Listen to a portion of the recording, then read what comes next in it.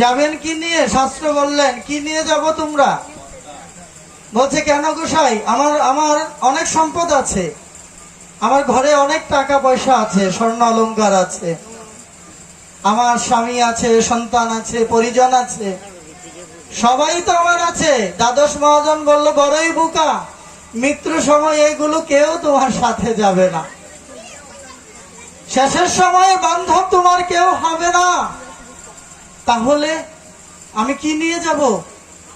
যে তুমি কি নিয়ে যাবে? এর জন্যই সাধু সঙ্গ করা।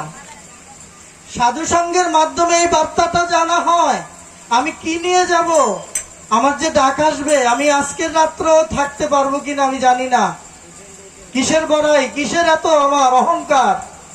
সকালের সূর্য উদয় হবে আমার জীবন আমি জানি, সকালের সূর্য উদয় আমি জীবনে দেখতেও না পাই।